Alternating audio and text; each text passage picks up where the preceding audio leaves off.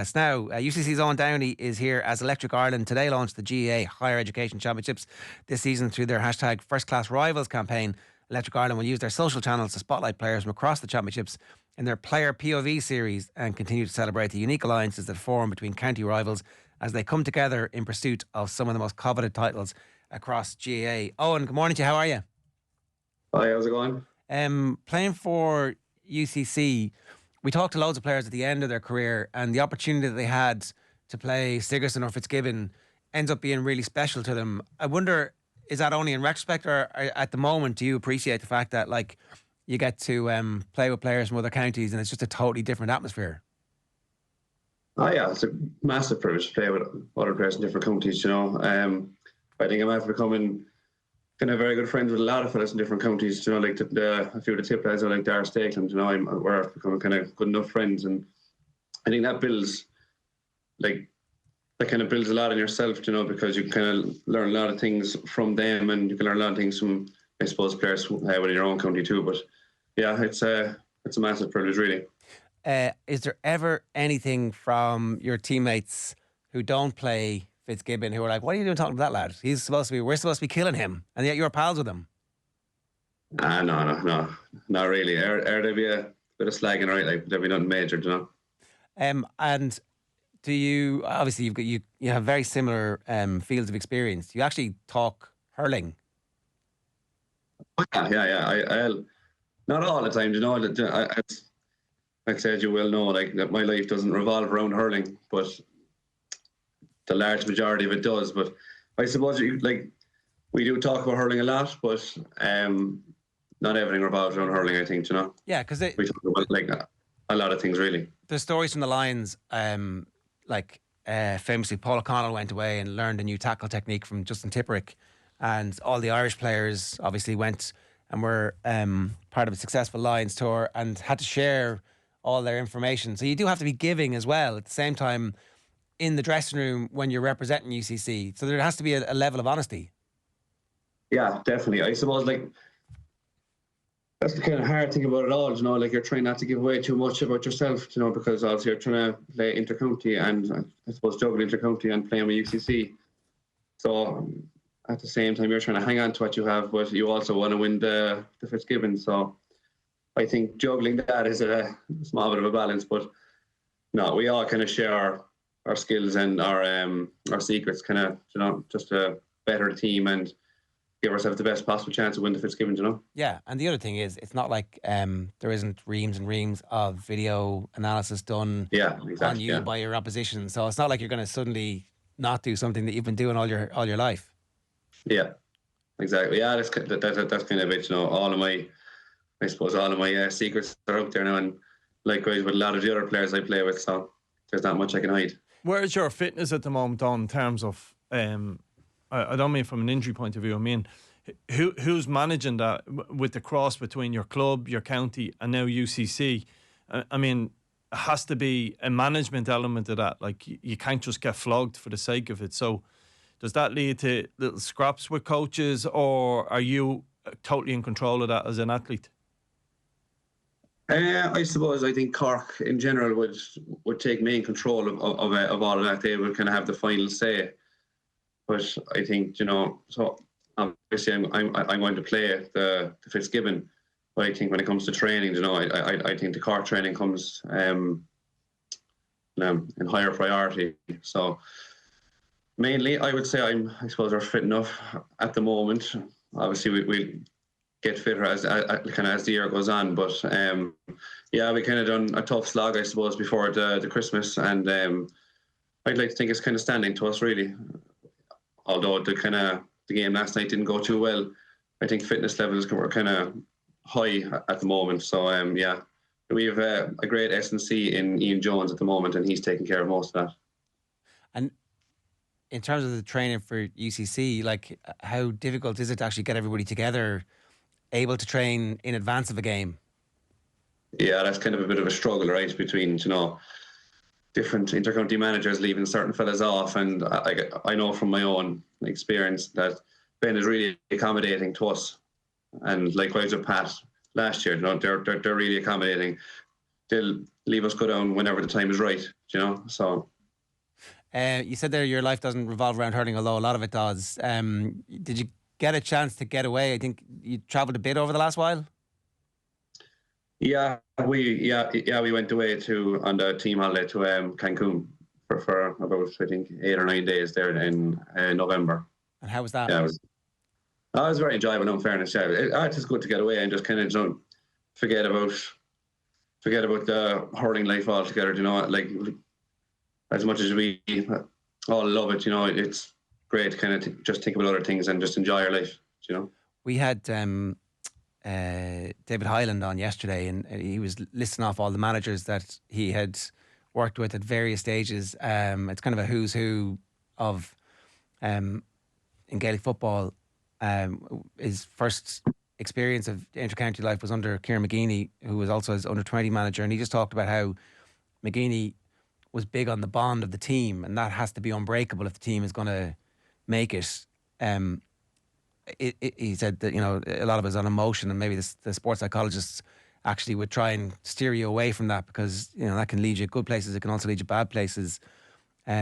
What's your understanding of that, and how important are those team holidays for just making sure that bond at the end of a year that was really successful until it wasn't?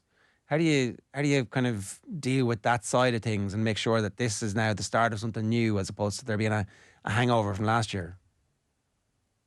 Oh, well, I think the team holidays are great. It's, as you said, it's a great way to bond, and it's a great way to kind of get to know a lot of players kind of just on a deeper level, and that's the best way to bond, really.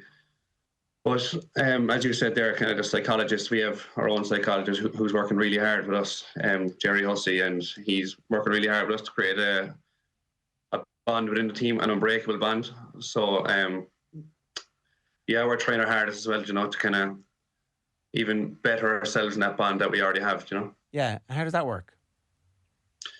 Through a lot of things, really. Kind of, as you said, even going away them trips. It could be anything between small little activities together. It could be anything between doing breath work together. It could be anything, really. It's more togetherness than anything, Yeah.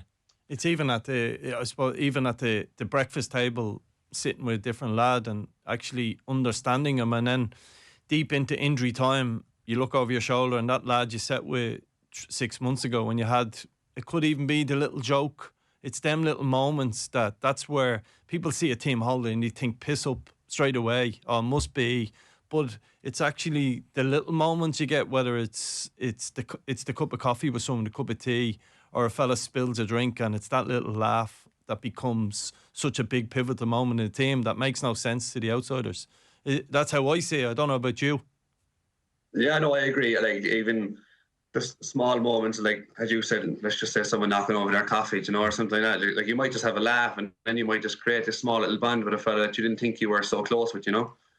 But other than that, like, all these kind of all this breath work and doing small little activities, I think they're kind of the main things, and I think Jerry is extremely good at bringing us together that way, Oh, and have you thought much, or maybe a better question is, how often have you thought about the second half of the All-Ireland final? Not much, to be honest. I suppose maybe kind of a few months after, I'd have thought about it a good bit. I think a lot of us have, and not to say that it doesn't still come into my head. It does, that's something that you have to live with for the rest of your life. And I think for my case, especially, I kind of got, I had a bit of a mistake. So, look, they're scars, but they're scars that can be healed, That's what we're working on with Jerry, and that's what we're going to aim to do, heal the scars and just put it behind us. Yeah, it also is very typical of us in sports media to define an entire season by a few minutes, when actually you guys had an incredible year where the connection that the Cork hurling public had with the team, the evenings in Páirc Uí Chaoimh, the sellouts all the way to from the league all the way through, it must have been an incredible roller coaster to be on. So, like, for us, even now, I'm asking that question about that second half. Are you thinking of the whole year, or are you still obviously focused on that second half because it didn't go the way you wanted it to? Oh, Personally, I would think about the whole year. I think there was a lot of positives to go with the whole year. Now, as I said, that second half, and not just the second half, the whole game would creep into your mind because the year was going so well for us. We had, won the league and the Munster, and we had beaten such good teams kind of going along the way, and but no, I would think about the whole year, and I would take the positives out of the whole year, to be honest. Likewise with the negatives, you have to take them on board. So, but no, I don't just think about the second half and that All-Ireland final. There's a lot more to that year, and there's a lot more to take from that year than just the second half of the All-Ireland final. And can we talk about the positives just a bit for a minute or two? What when you think back about it, like what are the bits that stand out to you? I think we kind of learned that we have a lot more leaders in the team than we thought. We kind of took charge ourselves last year. Pat gave us the great. Pat kind of gave us the initiative and the go ahead to kind of do things ourselves. I think that's the reason why we kind of started scoring a lot of goals. We probably kind of took charge ourselves, along with Donald O'Rourke, who kind of managed us along the way. He was the coach last year. He kind of managed us along the way and gave us a few points and this and that. And I just think we kind of learned that, like we're all leaders in the field, and then that kind of leads on to us creating a bigger bond, So. And does that give you a freedom next year to actually start the year even in advance of where you'd started last year? Because you're still relatively young compared to some of your teammates, but at the same time, you've been through quite a lot now over the last number of years. Oh, yeah, definitely, yeah. It does. It's a massive help and a lot of freedom. And in fairness to Ben is very good with helping players along. So, yeah, it should be a bit easier, but I'd say the slog now of the winter training will help us with that too. Yeah, no doubt. And then how do you reflect on the actual moment of the red card? Is it just getting caught on the wrong side of the hurler of the year who ends up getting his angles right, you get your angles wrong, and that's it? It's like a split second.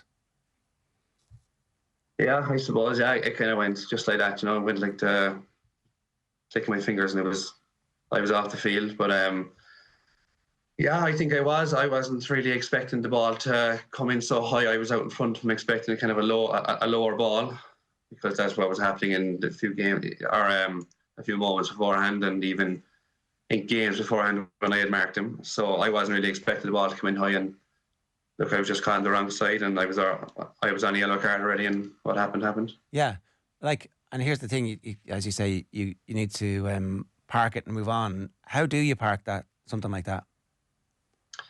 I suppose it's probably a very hard thing to do. I think big positive would have been meeting up with Jerry Hussey. He's been extremely good to me in terms of just pushing it to the side, focusing on what's important now, and having kind of a mentality of that's in the past, it can't be changed. What's important now is what I have to focus on. So no, it was very hard to get over, and I'm not saying I'm fully over it. As I said, them scars are still there, and they're within the whole team. But we'll get there eventually, and we'll have our time now. Has it made you more determined? Oh, definitely, yeah. I would have to be, sure. None of us would stay down from it. Like all we want to do is get back up and fight again. That's just the way we are, and yeah, we're looking forward to it. I mean, what a story it's going to be when you guys do make your comeback. That's the thing about the next Cork team that wins an All-Ireland hurling title is going to go down in legend for doing it. Yeah, please God, and yeah, I'd hope so. Yeah, look, the last time Cork won an Ireland in 2005, I was only 2 years of age. I don't even remember it.